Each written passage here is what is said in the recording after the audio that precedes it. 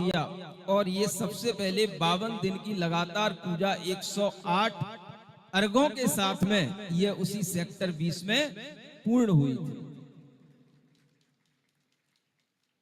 आपके लिए अगर यह पूजा 8 दिन की हो गई, आगे भी आपको नंदीश्वर के भगवान की याद आए, आगे भी आपको पूजा करने का मन बने, तो आप ऐसा भी कर सकते हो।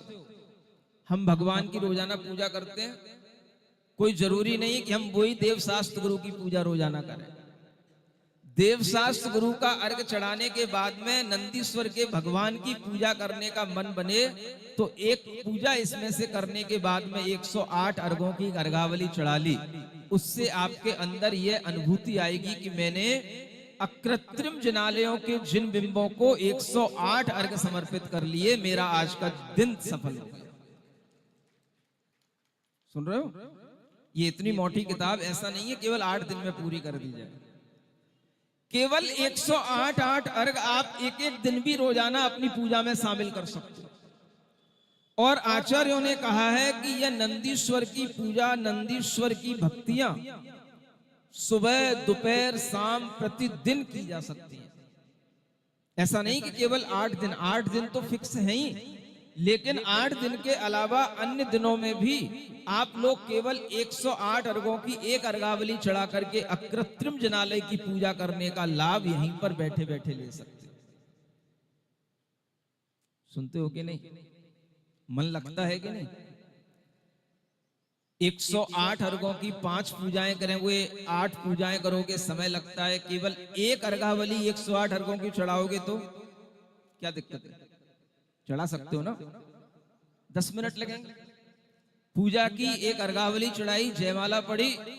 आचार्य कहते हैं अगर आप नंदीश्वर की ये भक्तियां प्रतिदिन करते हो तो आपको केवल इस पूजा और भक्ति से ही उत्तम सुख की, श्रेष्ठ सुख की प्राप्ति होती रहेगी। यह नंदीश्वर की पूजा भक्ति का फल है। और मैं आपको बता रहा हूं, आचार्य गुरुदेव, किसके? अपने गुरुदेव की बात कर रहा हूं। वह हमेशा कोशिश करते थे और करते ही थे, सुबह दोपहर शाम तीनों टाइम वह नंदीश्वर की भक्ति पढ़ा करते थे। इतना उनको नंदीश्वर की भक्ति में आनंद आता था। सामायिक से वह वह नंदीश्वर की भक्ति पढ़ते थे, तब सामायिक करने बैठते थे। ये उनके नियम में था। सुनते हो? नंदीश्वर की भक्ति जो आचार्य पूज्यपाद विरचित है, वो नंदीश्वर की भक्ति पढ़ करके मैं आपसे ये बताना चाह रहा हूं कि यह नंदीश्वर की पूजा केवल 8 दिनों के लिए नहीं है जो हमने धारणा बना रखी है। 8 दिनों में तो एक महाअनुष्ठान किया जाता है, और फिर महाअनुष्ठान करने के बाद में प्रतिदिन अपनी व्यक्तिगत रूप से हम उस पूजा को एक एक जिनालय की भी अगर हम प्रतिदिन पूजा करते हैं, और 52 दिनों में हम 52 जिनालय की पूजा कर सकते हो, और 52 जिनालयों के 108 अर्घ चढ़ा करके अगर हम पूजा करने का भाव करते हैं, तो हमारी ये पूजा 52 दिन तक भी खिंच सकती है। सुन रहे हो? 52 दिन तक भी आपको भगवान याद आ सकते हैं।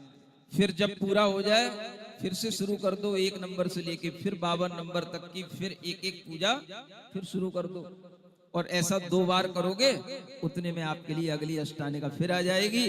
फिर अगली अष्टानिका में एक साथ पूरा महोत्सव करके पूरी पूजा करो, और फिर एक एक पूजा रोजाना करते हो। सुनते हो? अकृत्रिम जिनालयों से अपने आप को जोड़ने का भाव बनाओ, ये कहने का मेरा मतलब।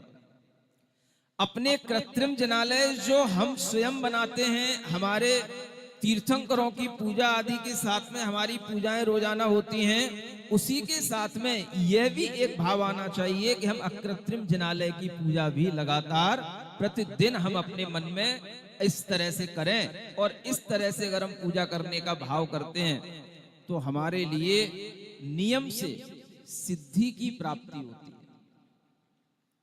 अकृत्रिम का मतलब सिद्धि, स्वयं सिद्ध जो भगवान है उनकी अगर आप पूजा करते हैं तो उसी से सिद्धि की प्राप्ति होती है, और यह सिद्धि ही हमारे सभी कार्यों को सिद्ध करने वाली होती है। ऐसी यह महामय पूजा जिसका वर्णन कल आपसे किया था।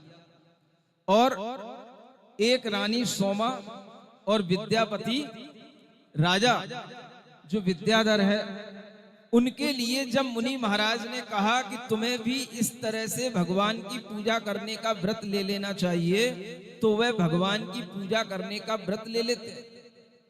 और व्रत लेने के बाद में क्या भाव आते हैं, वो भाव अब हम आगे पढ़ते हैं। 28 रासा पूरा करना है ना। रास आ रहा है कि नहीं आपको? रासा पेज नंबर 6